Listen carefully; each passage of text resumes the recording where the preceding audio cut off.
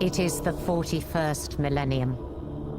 Hello folks, after maxing the Bulwark class first in Eternal War, I've put together this full guide covering absolutely everything there could possibly be to know about the Bulwark class in PvP, all available equipment and how it can best be used, playstyles, how we can get better and the limits of this class, and we cover all matchups between the Bulwark and the other classes. This guide is absolutely rammed with information, so let's not waste any more time.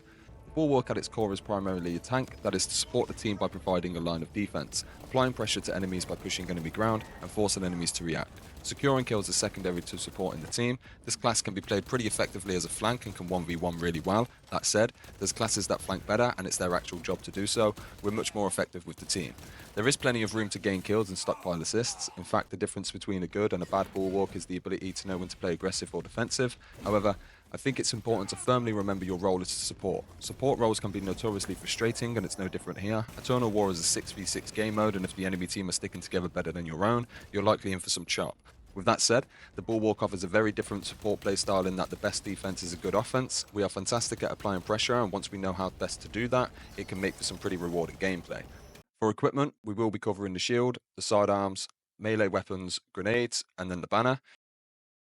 It's only right we start with the shield. The shield is the core component of this class. It allows us to take and hold positions for our team as we should always aim to be the anchor point for positioning. It can block nearly any and all incoming damage. We activate it by holding the left bumper or LB on console. We also auto block when sprinting. Provided we're facing our targets and the shield is up, not much is getting through. We can guard teammates, deflect incoming fire and grenades, or enter into enemy ground and force them into either engaging or trying to retreat. Our sole objective is to support the team by tanking damage and applying pressure. Frag grenades bounce right off, a shot grenade will still explode on your location, and crack grenades are a direct counter for the Bulwark. As far as I know, it doesn't matter whether it sticks to your shield or to you itself, it will still stagger or outright kill you. Crack grenades are not a one-hit kill, so unless you're quite injured already, do not think getting stuck is the end. Blocking with the shield makes us slow and vulnerable to flanks from behind or the sides. This is why we should be spending most of the time sticking with our team. We can quickly turn to block any incoming damage, but our blocking area is quite limited, so try to creep all enemies on one of your four sides. Our blocking barrier, i.e. the invisible wall that stops bullets, is slightly bigger than that of an average Space Marine. Bear this in mind when standing in front of your teammates. We want to stand slightly off to their sides, acting as portable cover, as we don't want to block their shots, but we do want to provide defense. Our main fighting style is to tactically keep switching between our shield and sidearm, blocking incoming damage and switching to the sidearm when opportunities arise, when enemies reload, reposition, receive pressure from teammates, etc. It's important to remember that your shield may be what's keeping the ally behind you alive. Bear this in mind if you are trying to advance. Also, you will likely find yourself in open areas more often than other classes. Due to having a shield, you may subconsciously push poorly covered ground. One stagger to your shield and you are now a sitting duck. Bear this in mind also and keep cover very close. Our direct counters and things that can break us straight out of blocking are the following: crack grenades, heavy melee attacks, the assault slam attack, and a Vanguard grapple. Crack grenades are a direct counter to the Bulwark class. They can be a pain as every class has access to them. They will stagger you and they do offer very reliable damage. Melee heavy attacks are only an issue when you find yourself alone or heavily outnumbered, at which point it's likely to be over unless the enemy makes a mistake. The assault slam attack will render you defenseless. If this lands whilst you are in open ground, already taking fire or forcing you into a 1v1, then it's basically over. Our best option is to try and escape to allies. If you have teammates, then hopefully someone will peel the assault off before he swings a couple more times. The Vanguard grapple can have the same effect, but it's scarier in my opinion. It can basically be used with slightly more precision and reliability than the assault slam. It renders you defenseless whilst the enemy Vanguard grapples in. It has considerable range, so time spent defenseless can be quite extensive. If we take gunfire while stunned, it's basically always over. There is some room to counter in a 1v1 if the Vanguard is already low, but mostly it can and will shut us down without team assistance.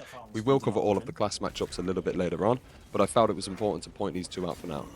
Overall, we should remember to never overextend. We are primarily a team player, and without the team, we are ineffective.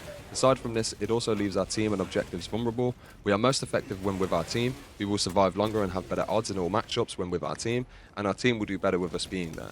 Moving on, we have two options when it comes to our trusty sidearm, the bolt pistol and the plasma pistol. In all honesty, this is mostly down to preference, as neither of them beat out the other in terms of damage. Regardless of choice, they are reliable weapons that are not to be underestimated. Enemies simply cannot ignore our damage, and we can kill any enemy with a single well-placed magazine. Our primary role is to get in front of our team, shoot at enemies to kill or force aggro. A general rule is to immediately switch to shield once taking return and fire. Unless enemies are desperately low and the kill can be confirmed, our shield is almost always a better option. Gunfights are made much easier under our banner, and there is something to be said about keeping our health high in gunfights, as it can very quickly turn into a melee, but we'll get into that a little bit later on. Starting with the bolt pistol, the advantages are higher ammo reserves and magazines. It can also feel easier to land shots with the bolt pistol due to bullet travel time being quicker than the plasma. Due to ammo, the bolt pistol will last longer in a fight and thus we will need less pickups overall. Outside of reloading, it's less management for pretty much the same results. The plasma pistol's main advantage is it relies on an overheating mechanic. If kept under control, it allows for more shots to be fired before needing to stop. The plasma pistol is better for spamming shots. It can charge shots for the cost of 10 ammo. This can also be done with only 1 bullet remaining and in my opinion should not be used unless you're down to your final round. It's very underwhelming and the damage isn't worth the potential 10 single shots. Even with 1 round remaining, it's very niche and situational. Adding to this, the main disadvantage to the plasma pistol is a sheer lack of ammo. We will be getting very familiar with ammo resupplies if we run the sidearm.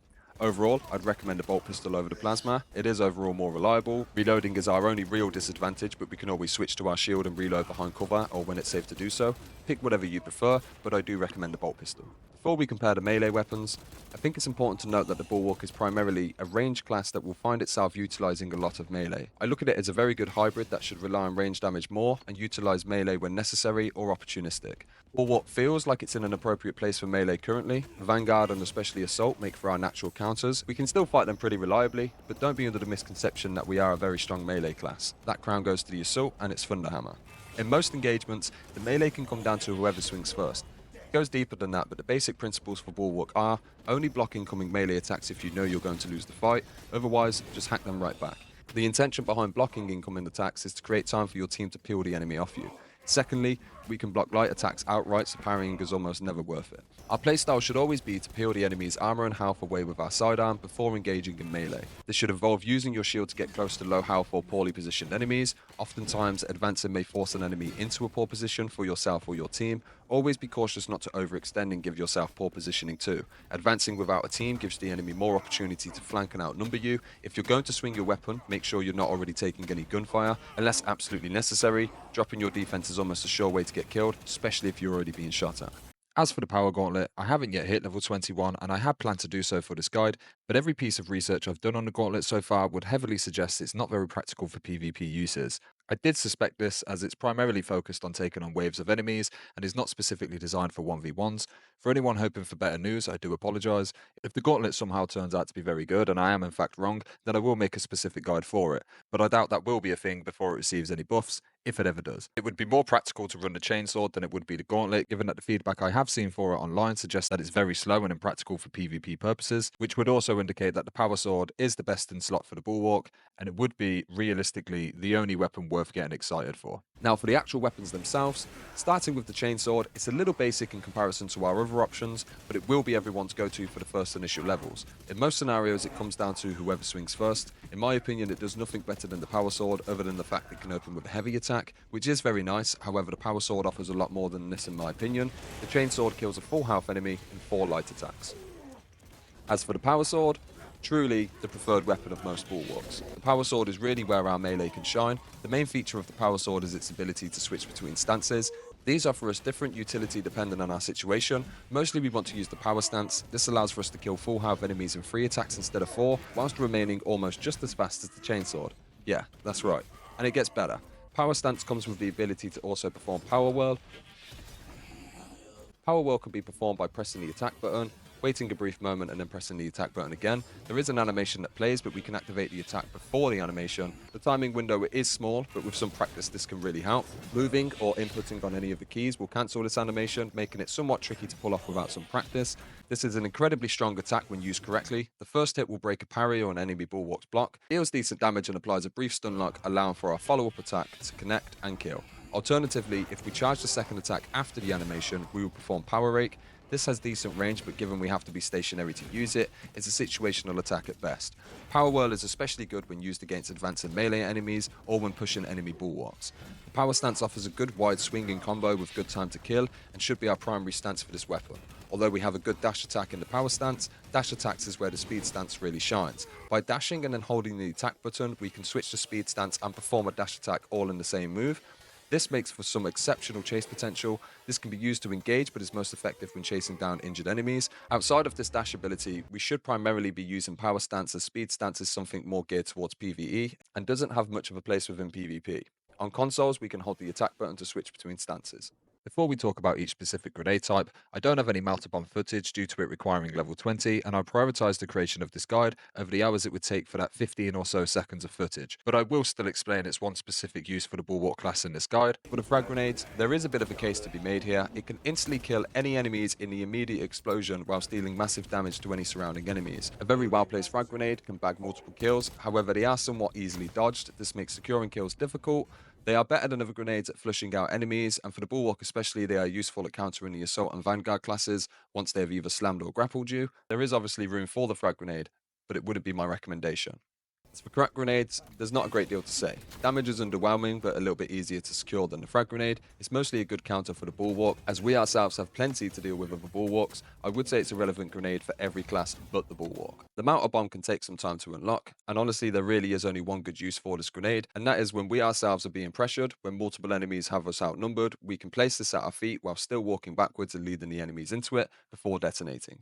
The blast is surprisingly generous and the damage rivals the frag grenade's immediate explosion. There is room for this grenade, although it can be situational in some games. For the last grenade we have the shock. I saved the shock for last as I know I'll be talking about it the most. This grenade offers insane amounts of utility. It flashbangs anyone in the immediate vicinity and fortunate enough to be facing it when it explodes, and covers a moderate sized area with a movement debuff and a damage over time effect, also providing area denial. 4 in 1. The grenade is truly useful in all scenarios. It can offer great team support, it can help you escape, it can turn a 1v1 or be used to initiate a 1v1, almost guaranteeing you the win. The Mounter Bomb and frag grenades do their one job better than the shock, but the shock does everything else better in my opinion. Our primary role is to secure space for our team, and this grenade complements that perfectly. Lastly, we have the banner. Banner is by far one of the outright strongest abilities in the game, with a considerable cooldown to reflect that. It should be used sparingly and tactfully. That said, if you're going to die, then you may as well use it. It provides high armor regeneration, so much so that almost no class can break through on their own. Even multiple enemies depending on class will struggle to take you down. It can take some practice on when to correctly use the banner, as we have no way of knowing how low our team actually are. Important moments to consider using it are when outnumbered, either initially or mid-team fight. This is a direct indicator of a losing fight. Preferably we would like to activate it sooner, but better late than never. When assisting a team fight already taking place, size up the fight as we advance into it, and measure up how much support your team currently needs. If you see a heavy in a firefight and their Iron Halo is due to go down, then consider the banner. Your team need that heavy bolter in the fight. It can be used in standoffs against the enemy line. Place it just ahead of your position and allow your team the chance to push up, forcing the enemy out of their own position. There are many uses for the banner, and getting the hang of it will easily come with more experience. Now that we've covered all of the equipment and how we can best use it, let's discuss matchups. When it comes to matchups, there are two classes that we have a distinct advantage against.